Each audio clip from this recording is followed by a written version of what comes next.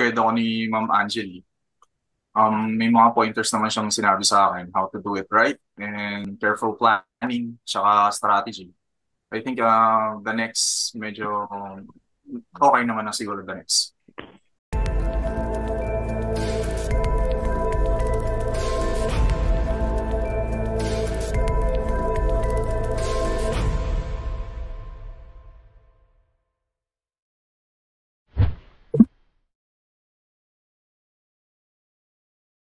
My role here as Ella is she's the boss. Talagang super empowered siya, empowering feminine women. And when she wants it, she gets it. Kapag she puts her mind to it, she can get it. Kaya, and the challenging for this was maybe nung nasa bus kami, halos lahat ng shoot nasa bus.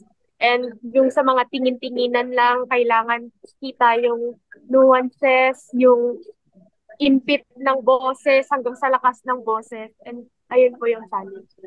Si Rico is conductor, mababa yung self-esteem niya and mahal niya si Baby. And then, na-meet niya si Ella. Yep. Doon po yung nag-start yung ano ni Rico. So, first movie mo, bida ka kagad. Yeah. And how was it? Did you like it? Nahirapan ka ba? Honestly, sobrang challenging. So, okay naman. Pero, I think sa next, since nag-guide ako ni Ma'am Angeli, may mga pointers naman siyang sinabi sa akin how to do it right and careful planning tsaka strategy.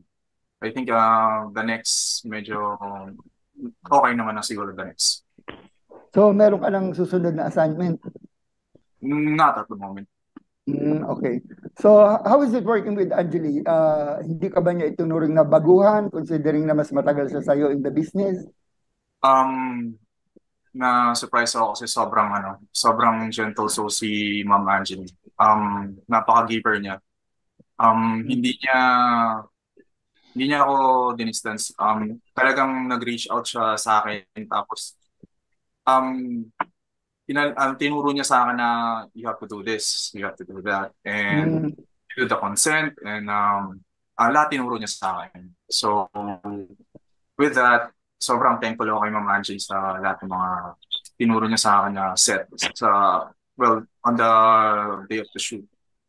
Curious lang ako kung paano nila natatanggal yung ilang kasi 'di ba very personal yung space tapos sexy scenes yung madalas nila nagagawa. So curious lang ako kung paano nila natatanggal yung ilang sa paggawa ng mga ganitong eksena. Ayun, start tayo kay Angeli. Hi Angeli, good afternoon. Hi po, good afternoon. For me, ilang hanggang ngayon wala pa rin talaga. Every time pa rin ako naiilang. Pero pag nandun na ako on scene, I always, ever since from the start, lagi ko naaalala yung sinasabi na do it all your best para isang take two. And I think ayun nagpapaboost ng confidence. Thanks, Angeli. Kay Chester? Yun nga, first, we're gonna do the consent and yung guide din po ni Direct Popili. Tsaka yung si Direct Jacket din. And then, of course, trabaho lang for me. Kasi we have to do make this one look good. Kasi maraming manonood. Kung natanong kanina ni Sir Mario, yung most challenging part dito sa ginawa niyo dito, ano naman yung para sa inyo petics na part? Kasi yung hindi naman kayo masyadong nag-effort. Araw na petics? I think wala eh. Sorry. All throughout sa the whole shoot days namin, talagang intense yung sa part ko. And yun, nandun nga kasi yung kasama ng nag-a-adapt ako tsaka nag-a-adjust ako sa trabaho. Okay naman siya, pero yun lang masabi ko, wala talaga akong day na petics dun sa all throughout the shoot. None. Thanks, Chester. Angeli. Also, feel ko na sa akin lahat ng pressure kasi I have to be a good steward of everyone dahil hindi parang supporting ako na lead para sa mga dito kay Chester dahil he's one of the lead too. And wala po madali. Lahat challenging but in a good way na it's good to be challenged to learn a lot of things.